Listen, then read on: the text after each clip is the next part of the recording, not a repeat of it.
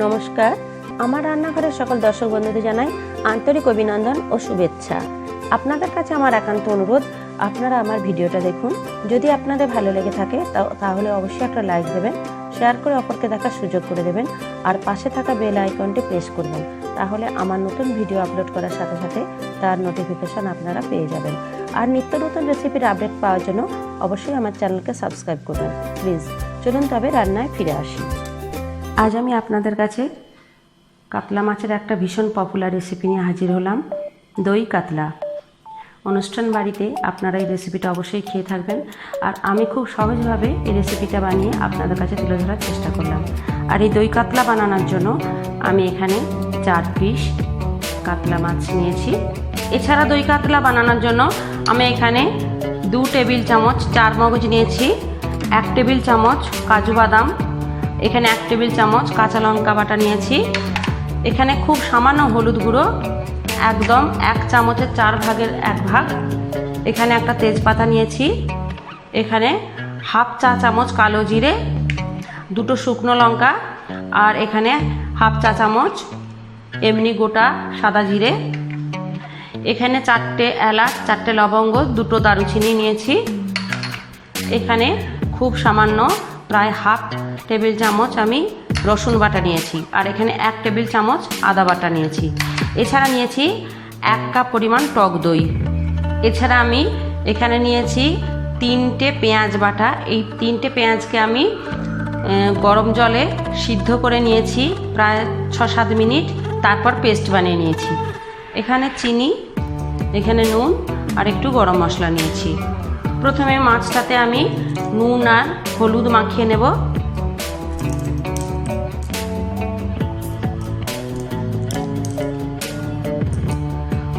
শুধু মাছ ভাজার জন্য আমি হলুদ ব্যবহার করছি, আর রান্নাটা আমি সাদা রাখবো, তাই এছাড়া আর কোনো হলুদ আমি ইউজ করছি না। প্রথমে আমি 4 মগজ আর কাজু বাদামটা ভালোভাবে একটা পেস্ট বানিয়ে নিচ্ছি। 4 মগজ আর কাজু বাদামটা পেস্ট বানানো হয়ে গেছে। এবার আমি কড়াইয়ে তেল গরম করতে দিয়েছি, তেল গরমও হয়ে গেছে। এবার আমি মাছগুলো আস্তে আস্তে তেলের মধ্যে দিয়ে দিলাম।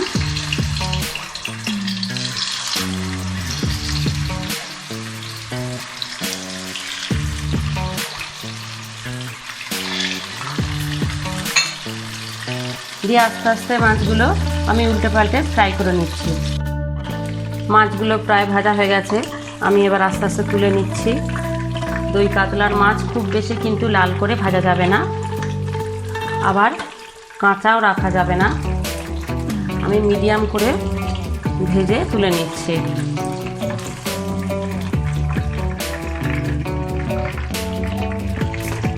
মাছগুলো তুলে নিয়েছি।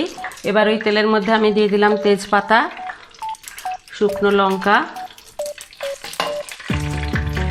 কালো জিরে আর গোটা জিরে, এছাড়া এলাচ, লবঙ্গ, দারচিনি, গোটা গরম মশলা ফোড়ন দিয়ে দিলাম। ফোড়ন ভাজা হয়ে গেছে। এবার আমি দিয়ে দিলাম প্রথমে রসুন বাটা,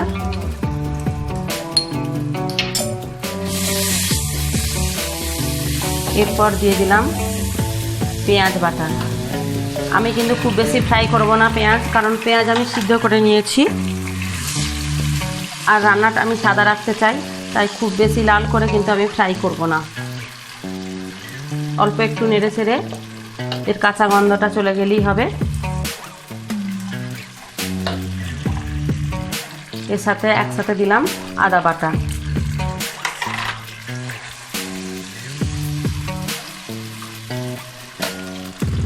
এরপর দিলাম কাঁচা লঙ্কা বাটা, দিয়ে আমি একটু ফ্রাই করে নিচ্ছি। পেঁয়াজ কিন্তু ভাজা হয়ে গেছে, তেল ছেড়ে বেরিয়ে আসছে। এবার আমি দিয়ে দিলাম 4 মগজ আর কাজু বাটা,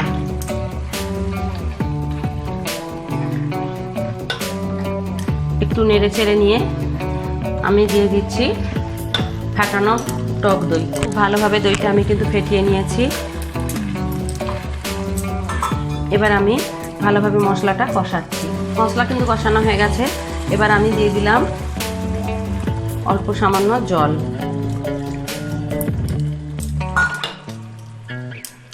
এরপর মাছগুলো আমি মশলাটা ফুটে উঠলে দিয়ে দেব।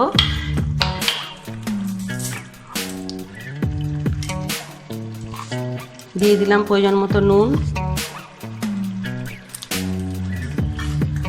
আর সামান্য পরিমাণ চিনি। যেহেতু টক দই দিয়ে রান্না তাই খুব সামান্য চিনি দিচ্ছি আমি। মশলা দেখুন ফুটে উঠছে, এবার আমি মাছটা দিয়ে দিচ্ছি।